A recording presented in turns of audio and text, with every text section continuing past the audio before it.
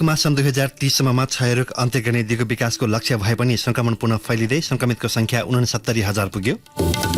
कुनै पनि बहानामा विद्यालय बन्द गरे कारबाही गर्ने काठमाडौँ महानगरका प्रमुख शाहको चेतावनी, पढाइ रोकेमा कर्मचारी र शिक्षकलाई पदबाट हटाइने। प्रदेश सरकारका बजेटमा कृषि क्षेत्रलाई प्राथमिकता दिए पनि कार्यान्वयनमा आशंका, आवश्यकता नै निर्धारण हुन नसकेको जानकारहरूको भनाई। अमेरिकी विदेश मन्त्री एन्टोनी ब्लिन्केन चीनको भ्रमणमा द्विपक्षीय सम्बन्ध सुधारमा भ्रमण महत्त्वपूर्ण हुने अपेक्षा। र आइसिसी एकदिवसीय विश्वकप छनौटका खेलहरू आज सुरु हुँदै नेपालले जिम्बाब्वेसँग प्रतिस्पर्धा गर्ने। नमस्कार, कान्तिपुर डायरीका साथमा सहकर्मी नवीन र म रमेश। समाचार अब विस्तारमा। दिगो विकास लक्ष्य एसडिजीले सन् 2030 सम्ममा क्षयरोग महामारी अन्त्य गर्ने उद्देश्य राखेको छ। तर नेपालमा क्षयरोग फेरि तीव्र गतिमा बढ्न थालेको छ। क्षयरोगका बिरामी सन् 2017मा वार्षिक 31,064 रहेकोमा सन् 2023 सम्म यो संख्या बढेर 69,000 पुगेको छ। जबकि क्षयरोग नियन्त्रणमा सरकारी मात्र होइन ग्लोबल फन्डले पनि ठूलो लगानी गरेको छ। सन् 2017 सम्म नेपाली जनसङ्ख्यामा 1 लाखमा 106 जनालाई क्षयरोग हुने गरेको थियो। अहिले त्यो अनुपात 229 पुगेको छ। मृत्युदर पनि त्यही अनुपातमा बढेको छ। 5 वर्ष अघि क्षयरोगबाट वार्षिक मृत्यु हुनेको संख्या 7,000 थियो। अहिले यो संख्या पनि बढेर 17,000 पुगेको छ। भक्तपुर स्थित राष्ट्रिय क्षयरोग नियन्त्रण केन्द्रको तथ्याङ्क अनुसार लक्षण देखा परेर पनि उपचार नगरी बस्ने संख्या 31,000 रहेको छ। यो तथ्याङ्क पनि सन् 2017 को भन्दा दोब्बर बढी हो। क्षयरोग विशेषज्ञहरूका अनुसार 31,000 मध्ये कतिपय निजी अस्पतालमा गरिएका हुन सक्छन्, तर धेरै जसो भने आर्थिक अवस्था र स्वास्थ्य चेतनाका कारण उपचारको पहुँचमा पुग्न सकेका छैनन्। यसले मृत्युदर पनि बढिरहेको छ। अहिले क्षयरोगबाट दैनिक 47 जनाको मृत्यु भइरहेको छ, जबकि यो संख्या 5 वर्ष अघि 19 थियो। केन्द्रको तथ्याङ्क अनुसार सन् 2023 मा क्षयरोगकै कारण दैनिक झन्डै 47 जनाको मृत्यु भइरहेको छ। मृत्यु हुनेमा पुरुष 67% र महिला 33% रहेको छ भने नयाँ बिरामी वर्षेनी 69,000 को दरले थपिने गरेको छ। सन् 2017 मा दैनिक मृत्यु हुनेको संख्या 19 जना रहेको थियो।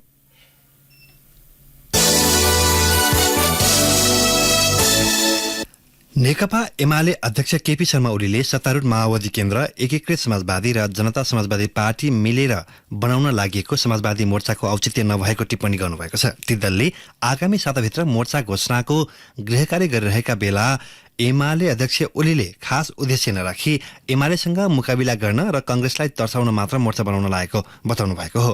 काठमाडौँमा हिजो आयोजित कार्यक्रममा उहाँले भन्नुभयो, समाजवादी मोर्चा किन बनाउने भन्दाखेरि एमालेको सँग मुकाबला गर्नलाई समाजवादी मोर्चा।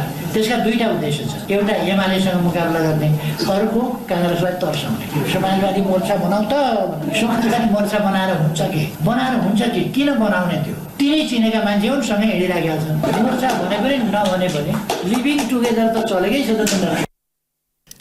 समाजवादी मोर्चाले एमालेलाई सत्ताबाट विमुख गराउन मात्र प्रयास गर्ने ओलीको भनाइ थियो। राष्ट्रिय शक्ति निर्माणमा मोर्चाले कुनै योगदान दिन नसक्ने उहाँले टिप्पणी गर्नुभयो। यो चारतिर फर्किएका, चारतिरका गलत फरक उद्देश्य बोकेका त्यस्ता तत्त्वहरू एक ठाउँ जम्मा भएर राष्ट्रिय शक्ति बन्दैन। त्यो एकछिनका लागि हुन सक्छ, एमालेलाई एकछिन सरकारबाट हटाउने, सरकारबाट बाहिर राख्ने एकछिनलाई हुन सक्छ, 84 सम्मलाई हुन सक्छ। तर हामीले अब मिसन 84 को तयारी गर्नु छ, राष्ट्रिय शक्ति निर्माण गर्नु छ, जसलाई कसैले पराजित गर्न नसकोस्। अर्को प्रसङ्गमा अध्यक्ष ओलीले एमालेमा 70 वर्षको उमेर हद हटाउने निर्णयको बचाउ गर्नुभएको छ। सो प्रावधान उपयोगी नभएकाले हटाइएको भन्दै ओलीले त्यसको विरोधको औचित्य नभएको बताउनुभयो। अमेरिकामा छ 80 वर्षको राष्ट्रपतिले अमेरिका चलाइरहेको छ। अनि शेरबहादुर देउवाजी 77, 78, 80 कति हुनु चलाइरहेको कतै पनि छैन। 70 हाम्रोमा हामीले राखेका थियौँ। हामीलाई पनि उपयुक्त भएन, यसले हामीलाई प्रगति गर्न अप्ठ्यारो पार्यो। त्यसकारण हामीले हटाउने भयौँ। यसमा फेरि हाम्रो साथीहरू किन केही साथीहरू होइन यो 70 भएन के बाबा चुनाव लड्नुहोस् न आउँदो महाधिवेशनमा, हुनुहोस् न अध्यक्ष कसलाई हुन मन छ, उपाध्यक्ष हुनुहोस्, महासचिव हुनुहोस्, झन् राम्रो भयो नि त। 70 वर्ष पुगेकाले पनि पाउने भए त। 70 वर्ष उमेर हद हटाएपछि दोस्रो तहका नेताहरूलाई नेतृत्व पुग्न अप्ठ्यारो पर्ने भन्दै पार्टीभित्र विरोध भइरहेका बेला एमएलए अध्यक्ष ओलीको भनाई सार्वजनिक भएको हो। काठमाडौँ महानगरपालिकाका प्रमुख बालेन्द्र शाहले कुनै पनि बहानामा महानगरभित्रका विद्यालय बन्द गरी कारबाही गर्ने चेतावनी दिनुभएको छ।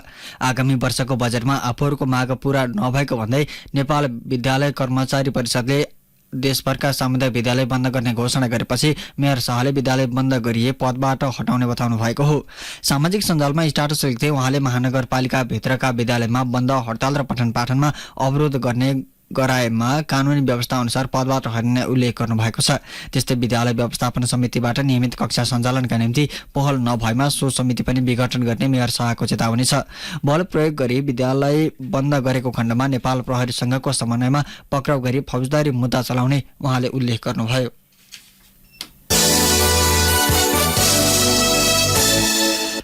चालु आर्थिक वर्षभर सुस्ताएको घर जग्गा कारोबार जेठमा आएर बढेको छ। वैशाखको तुलनामा जेठमा घर जग्गा कारोबार 31.32% र राजस्व 41.94% बढेको हो। भूमि व्यवस्थापन तथा अभिलेख विभागको तथ्याङ्क अनुसार किताकाट समेत अघिल्लो महिनाको तुलनामा 53.36% बढेको छ। जेठमा लिखित पासको संख्या 55,069 पुगेको छ। यो चालु आर्थिक वर्ष 2079-80 कै उच्च हो। गत वैशाखमा 42,431 र चैतमा 49,150 वटा जग्गाको लिखित पास भएको थियो। फागुनमा 40,734, माघमा 41,086, पुसमा 38,821, मङ्सिरमा 29,184, कार्तिकमा 27,939, असोजमा 25,789, भदौमा 34,720 र साउनमा 33,734 लिखित पास भएको थियो। जग्गाको कारोबार बढ्नुमा पछिल्लो दिनमा बैंकको कर्जाको ब्याज दर घट्नु पनि कारण देखिएको छ। सरकारले आगामी बजेट मार्फत किताकाटमा सहजीकरण गर्ने बताएकाले पनि घर जग्गा कारोबारको व्यवसायमा राहत भएको सरकारवालाको भनाइ छ। अर्थतन्त्रका अन्य सूचकहरू सकारात्मक देखिएकाले समेत घर जग्गा कारोबार बढेको व्यवसायी बताउँछन्। यस्तै चालु वर्षको अन्तिम महिना असारमा कर, ऋण, ब्याज लगायत तिर्नुपर्ने भएकाले पनि जेठमा बढी कारोबार भएको छ। राष्ट्र बैंकले ऋणमा सहज गरेकाले कारोबार बढेको हुन सक्ने विभागका प्रवक्ता कृष्णप्रसाद भण्डारीले बताउनुभयो। घर जग्गा आवास विकास महासंघका अध्यक्ष भेषराज लोहनीले चालु आर्थिक वर्षको 11 महिनामा आएर कारोबार बढेको बताउनुभयो।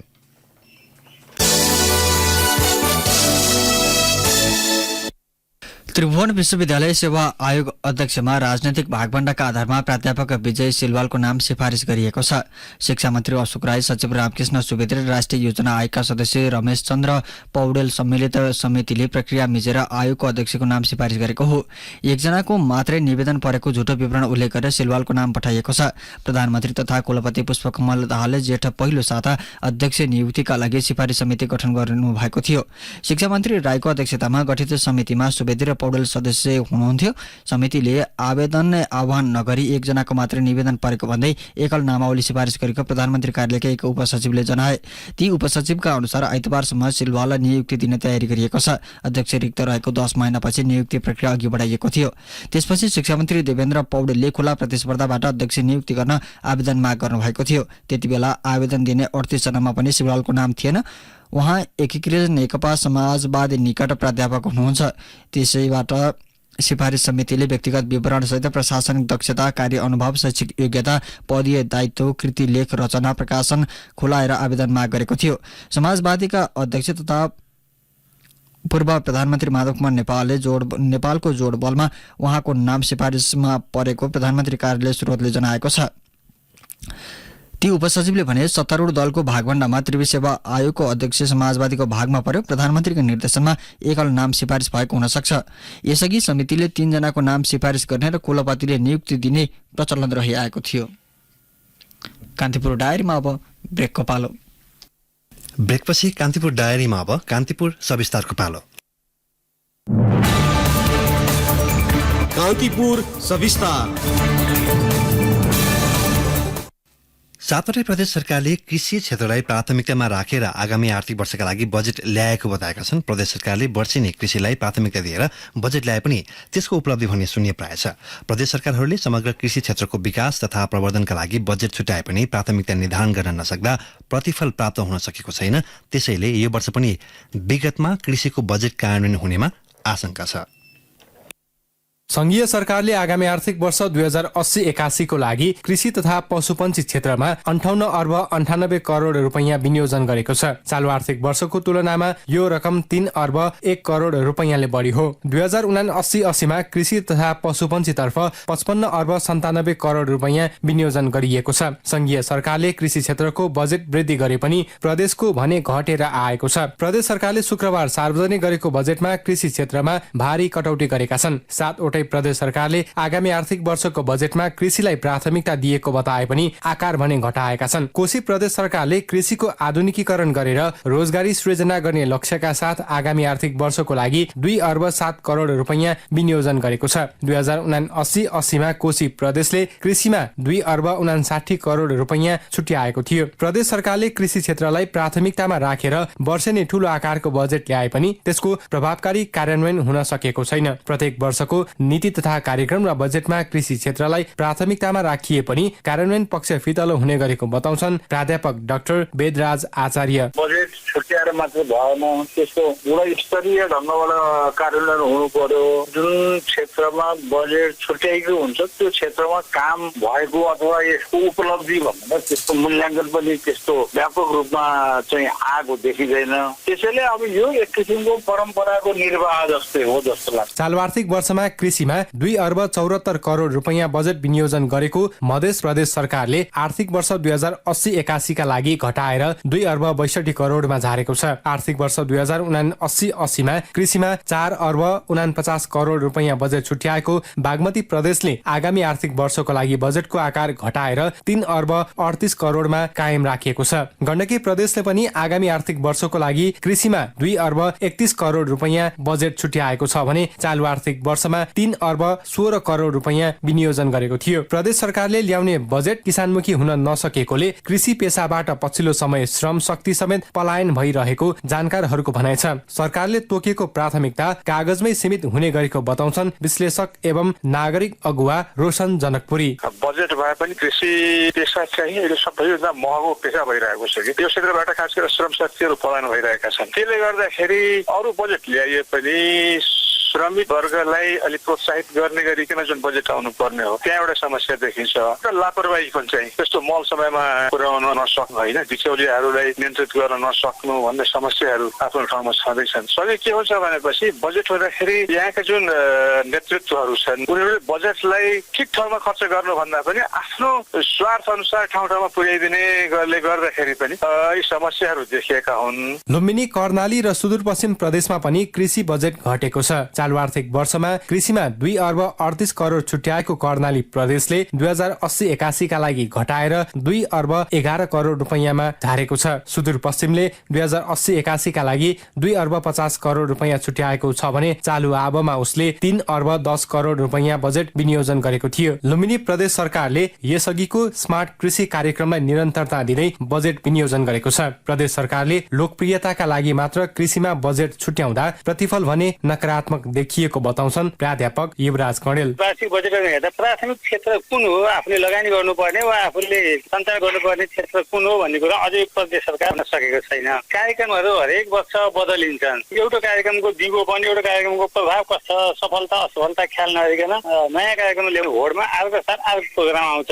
अनि त्यसको के छ भन्दा स्थलगत अध्ययन अनुसन्धान नभइकन कर्मचारीहरूले अथवा एउटा सांसदहरूको मागको आधारमा त्यतिकै कार्यक्रम दिने गरेको छ, जसले गर्दा कतिपय सम्भावना नभएका क्षेत्रहरूमा पनि लगानी गरिरहेको छ। लोकप्रियता प्राप्त गर्ने किसिमले कार्यक्रम ल्याउने र त्यसको सफलता असफलता त्यसबाट प्रतिफल कसले प्राप्त गर्ने कुराहरू चाहिँ ख्याल नगर्दाखेरि कार्यक्रमहरू सफल हुन सकेको छैन। बजेट पनि त्यतिकै स्वाहा भयो जस्तो चाहिँ देखिएको छ। सरकारले ल्याउने प्रत्येक वर्षको नीति तथा कार्यक्रम र बजेटमा कृषि क्षेत्रलाई प्राथमिकतामा राखिए पनि कार्यान्वयन भने प्रभावकारी हुन सकेको छैन, किनकि विगतमा पनि बजेट कार्यान्वयन नहुने समस्या उस्तै देखिएका थिए। रेडियो कान्तिपुरका लागि सूरज राज थला।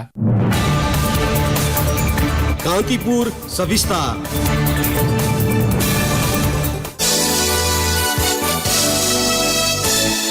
संघीय मामिला तथा सामान्य प्रशासन मन्त्रालयको जिम्मेवारी सम्हाले लगत्तै सिंहदरबारका कर्मचारी स्थानीय तहमा पठाउने र सरुवा प्रणालीलाई व्यवस्थित बनाउने घोषणा गरेका अमनलाल मोदीले 4 महिना बितिसक्दा कर्मचारीको विवरण समेत पाएका छन्। मुलुकभरका निजामती सेवाका स्थानीय कर्मचारीको विवरण माग्दै संघीय मामिला मन्त्रालयले माघ 27 यता विभिन्न मन्त्रालय र मातहतका निकायलाई 5 पटक पत्र काटिसकेको छ, तर विवरण कसैले दिएका छैनन्।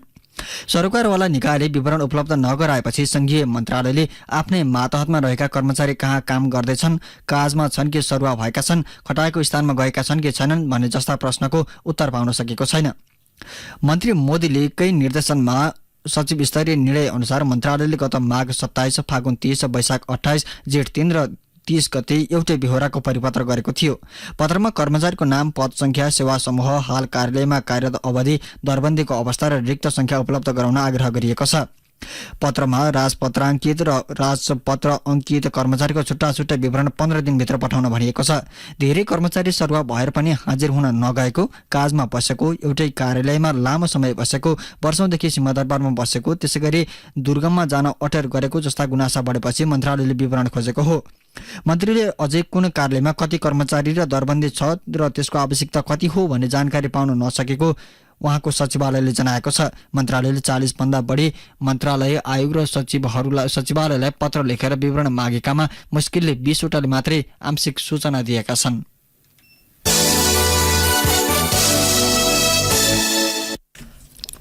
खर्च व्यवस्थापनका नाममा सरकारले काम लाग्ने संस्था पनि खारेजीको निर्णय गरेको छ। सुक्खा बन्दरगाह एवं एकीकृत जाँच चौकी निर्माणको काम गरिरहेको नेपाल इन्टरमोडल यातायात विकास समिति खारेजीमा परेको छ। किसान, सहकारी र उद्योगीसँग प्रत्यक्ष रूपमा जोडिएको दुग्ध विकास बोर्ड पनि खारेजीको सूचीमा छ। यी संस्था काम लाग्ने भए पनि सरकारले औचित्य सकिएको र परिवर्तित सन्दर्भमा आवश्यक नरहेको निष्कर्ष सहित खारेजीको सूचीमा राखेको हो। आगामी आर्थिक वर्ष 2080-81 का लागि बजेट प्रस्तुत गर्दै अर्थमन्त्री डाक्टर प्रकाश शरण महतले खारेज हुने 20 संस्थाको सूचीमा यी दुई पनि परेका छन्। महतले बजेट भाषणमा औषधि प्रकृतिका कार्यक्षेत्र रहेका निकायलाई एक अर्कामा गाभिने समेत बताउनु भएको थियो, तर यी दुई संस्था भने खारेजीमा परेका थिए। जेठ तेस्रो साता प्रधानमन्त्री पुष्पकमल दाहालको भारत भ्रमणका क्रममा समितिकै कार्यक्षेत्रमा पर्ने दोधारा चाँदनी एकीकृत जाँच चौकी र सुक्खा बन्दरगाहको एमओयू भएको थियो। दोधारा चाँदनी एकीकृत जाँच चौकी र सुक्खा बन्दरगाह सुदूरपश्चिमलाई ट्रान्सफर्म गर्ने बन्दरगाह हो। यसका लागि समितिले EIA र जग्गा प्राप्तिको काम गरिसकेको छ। एमओयू सम्झौताको 3 वर्षमा निर्माण सम्पन्न गर्ने समितिको लक्ष्य छ।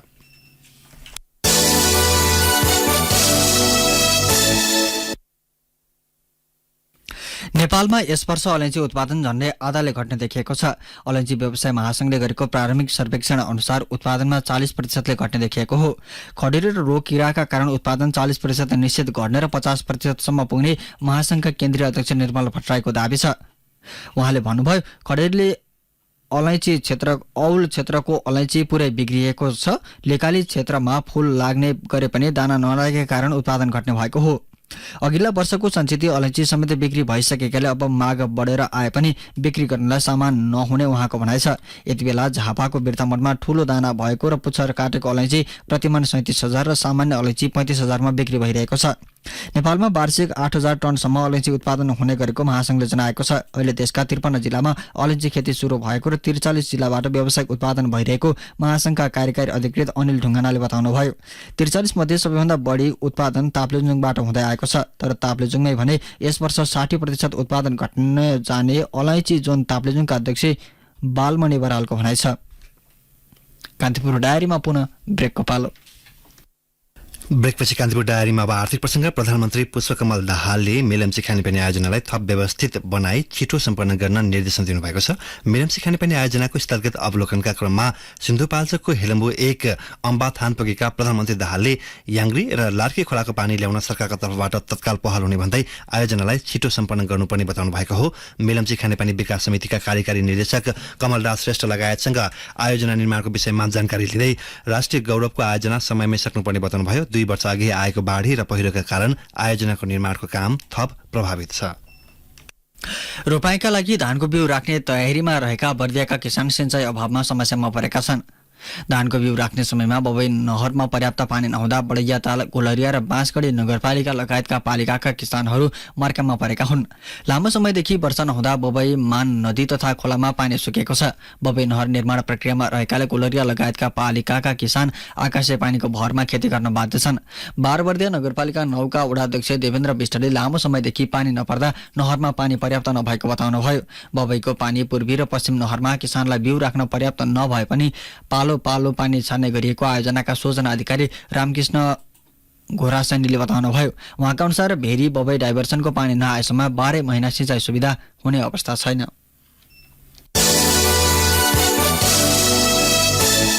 अब अन्तर्राष्ट्रिय प्रसङ्ग। अमेरिकाका विदेश मन्त्री एन्थोनी ब्लिङ्केन 5 वर्षपछि उच्चस्तरीय भ्रमणका लागि चीन आउनु भएको छ। दुई मुलुकबीच जारी आर्थिक तनावका कारण अमेरिकी तर्फबाट 5 वर्षदेखि उच्चस्तरीय कूटनीतिक भ्रमण हुन सकेको थिएन।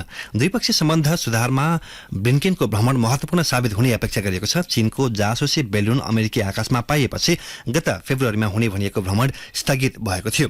भ्रमणका क्रममा अमेरिकी विदेश मन्त्रीले चिनिया विदेश मन्त्री क्वी गाङ लगायत उच्च कूटनीतिज्ञ वाङ यीसँग भेट गर्ने तयारी गरिएको छ। यस्तै चीनका राष्ट्रपति सी जिनपिङ पनि भेट्ने सम्भावना छ। खुला तथा दिगो संवादका खोल्दै रणनीतिक प्रतिस्पर्धात्मक सम्बन्धमा समस्या आउन नदिन भ्रमण केन्द्रित हुने अमेरिकी पक्षले दावी गरेको रोइटर्सले उल्लेख गरेको छ। दुई मुलुकबीचको व्यापार युद्धका कारण विश्व आपूर्ति श्रृङ्खलामा गम्भीर प्रभाव परेको थियो। डोनाल्ड ट्रम्प प्रशासनका बेला निकै चुनौतीपूर्ण बनेको अमेरिका र चीन बीचको सम्बन्धमा बाइडेन प्रशासनले सुधारको प्रयास गरेको हो। अझै पनि चिनिया सामान आयातमा कर जस्ता विषयमा अमेरिकी सरकारले नीति परिवर्तन गरिसकेको छैन।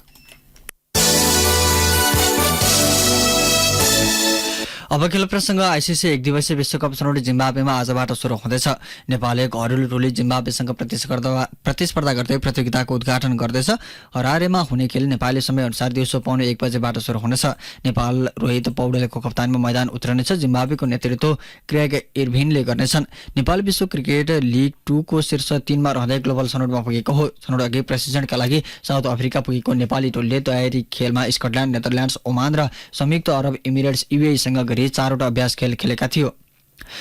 10 राष्ट्र सहभागी प्रतियोगिताको समूह ए मा नेपालसहित नेदरल्यान्ड्स, अमेरिका, वेस्ट इन्डिज र घरेलु टोली जिम्बाब्वे छन्। यस्तै समूह बी मा आयरल्यान्ड, ओमान, स्कटल्यान्ड, श्रीलङ्का र UAE छन्। दुवै समूहका शीर्ष 3 टोली सुपर लिगमा पुग्नेछन्। सुपर लिगको खेलपछि शीर्ष 2 टोली विश्वकपमा स्थान बनाउनेछन्। आजै हुने अर्को खेलमा अमेरिका र वेस्ट इन्डिज बीच प्रतिस्पर्धा हुनेछ। सन् 2018 मा नेपालले विश्वकप छनौट मार्फत पहिलो पटक एक दिवसीय अन्तर्राष्ट्रिय मान्यता प्राप्त गरेको थियो।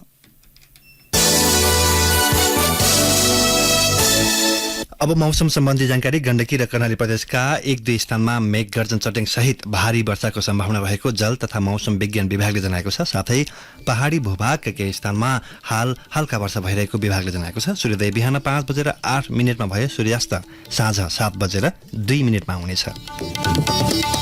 हवस् त, यिनै प्रसङ्ग सहित बिहान 6:30 बजेको कान्तिपुर डायरी लिन सकिन्छ। हाम्रो अर्को बुलेटिन बिहान 8 बजे डेभलपमेन्ट एन्ड इकोनोमिक्स डायरी हुनेछ।